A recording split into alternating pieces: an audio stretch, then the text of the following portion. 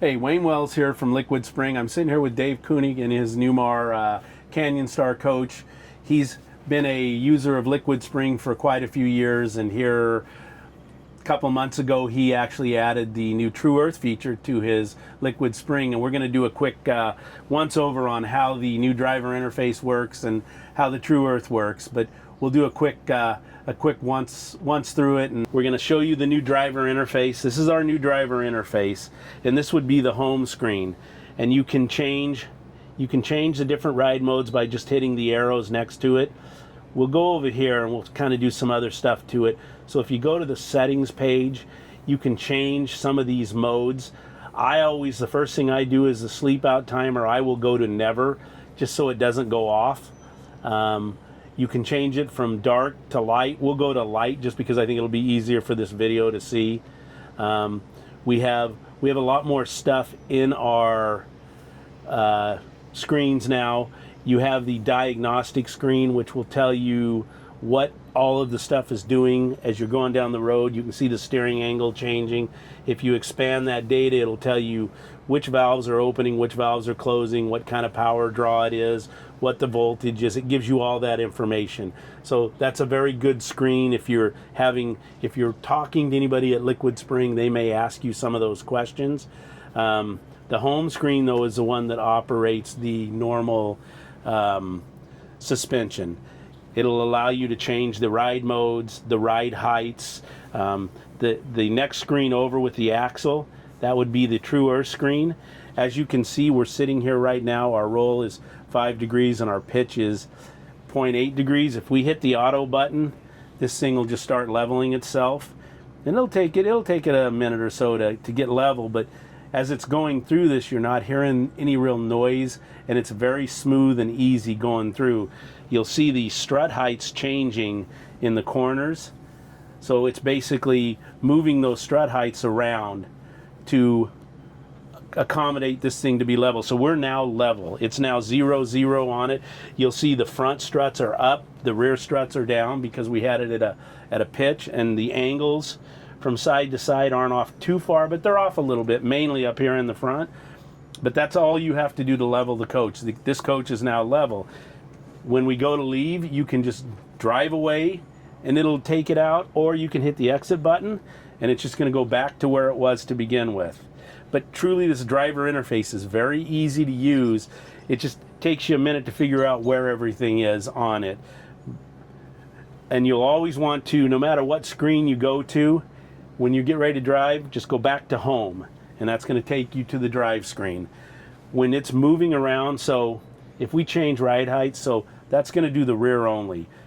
So what's flashing is where it's going to, and what's solid is where it's at. So now it's solid, so the rear only went to low. So if we do the opposite, we go up, it's flashing on the medium low. As it's raising itself up, we've asked it to go to medium high, which will be rear only. One push is going to do rear only. 2 pushes going up or down is going to do front and rear. When you're going back to normal, you hit the thing once, it's just going to go back to normal. But truly, it's a very simplistic system to operate. If we go into here, this screen right here with the lines on it, that's where the actual power button is. So if you want to, if you want to auto cal, that's where it is. But when you do auto calibration, it is going to, you want the coach level with the Tru-Earth, because that is what it's going to say is 0 position.